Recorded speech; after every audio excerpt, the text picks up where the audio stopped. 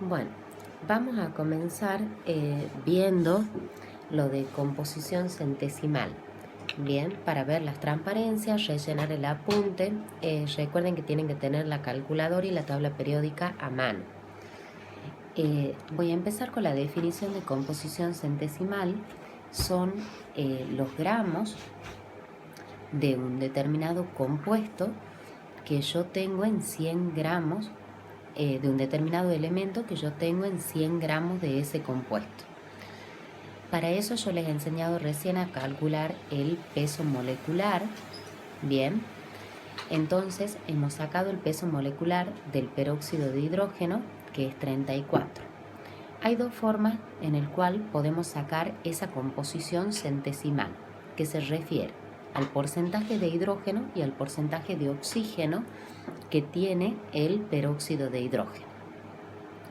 Aplicando una fórmula, esa fórmula es igual al porcentaje del elemento igual a N, que es el subíndice que está en la fórmula molecular, por el peso atómico de ese elemento, que en este caso sería el hidrógeno, el que estamos por calcular, sobre el peso molecular del compuesto. Entonces, para sacar el porcentaje de hidrógeno yo hago 2, que es el subíndice que veo en la fórmula, por 1, que es el peso atómico del hidrógeno, dividido en 34, que es el peso molecular del peróxido de hidrógeno. Quiere decir que el porcentaje de hidrógeno me da 5,88. La otra forma de hacerlo es como les puse en la transparencia, que es mediante una regla de 3 simple. Yo siempre cuando hago una regla de 3 simple, la parte de abajo me hago la pregunta. ¿Qué es la composición centesimal? Son los gramos que tengo de un determinado elemento en 100 gramos de compuesto. Entonces, ¿qué es lo que voy a hacer yo? Voy a decir cuántos gramos de hidrógeno tengo o están contenidos en 100 gramos del peróxido de hidrógeno. Lo de arriba surge por estequiometría. ¿Qué significa? Por razonar. Yo tengo que poner gramos de peróxido de hidrógeno y del otro lado gramos de hidrógeno. Entonces, ¿qué me proporcionan los gramos? El peso molecular. Entonces, en 34 gramos de peróxido de hidrógeno, yo tengo 2 gramos de hidrógeno en 100 X.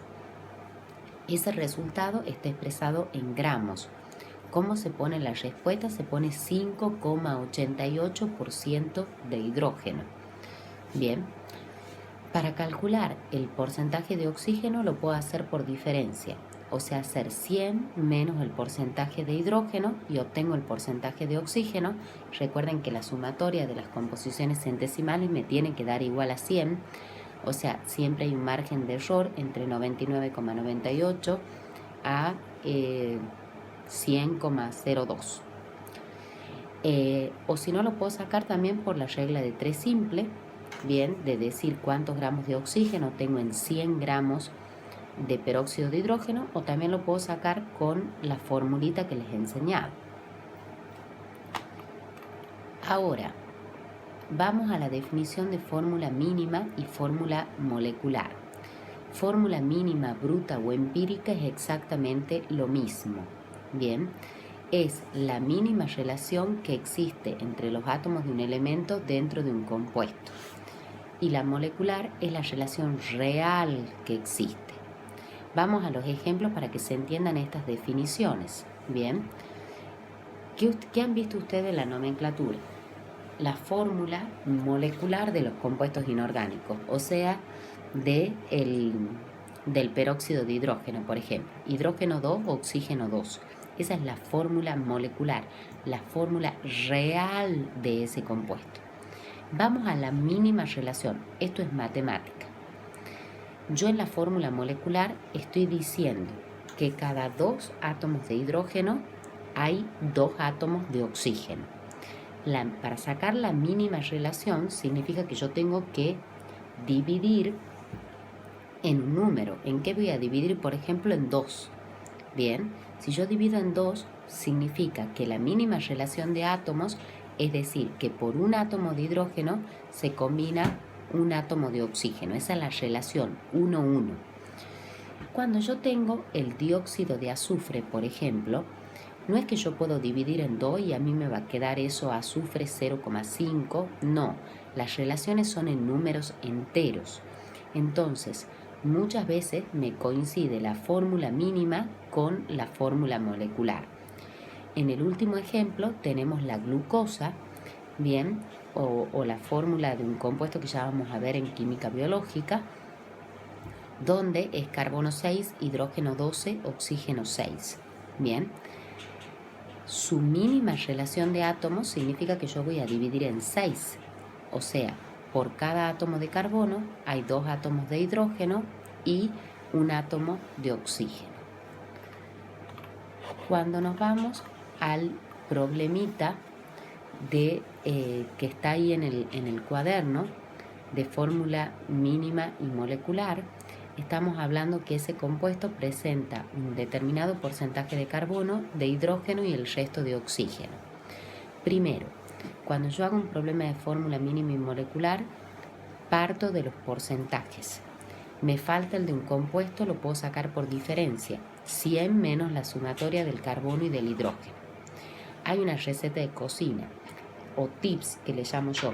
Debo dividir todos esos porcentajes en el peso atómico del respectivo elemento, o sea, en 12, en 1 y en 16.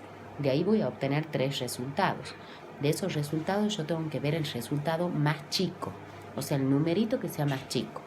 El numerito que sea más chico lo divido absolutamente en todos. Una cosa que tengo que aclarar, hay que trabajar con 3 a 4 cifras significativas por lo menos. Yo, ¿por qué no redondeé ahí después del 2? Porque viene un 5. El 5 es el único número no redondeable. Cuando yo hago esa división en el número más chico, me da de resultado 6,97 y ese número es aproximadamente igual a 7. 5,98 es aproximadamente igual a 6. Y el oxígeno me da 1.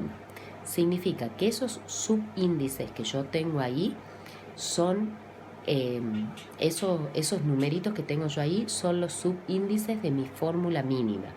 Entonces mi fórmula mínima me queda carbono 7, hidrógeno 6, oxígeno. Bien, ahora vamos a sacar la fórmula molecular. Para sacar la fórmula molecular tengo que sacar un factor. El factor es un número entero y positivo. Bien, de 1 para adelante. Bien, no me puede dar menor que 1, no me puede dar negativo. Bien, no me puede dar decimal. Bueno, va. Peso molecular de la fórmula molecular dividido en el peso molecular de la fórmula mínima. En este caso, el factor es igual a 1. Entonces significa que la fórmula molecular coincide con la fórmula mínima, porque a ese factor yo lo tengo que multiplicar por los subíndices de la fórmula mínima. Bien.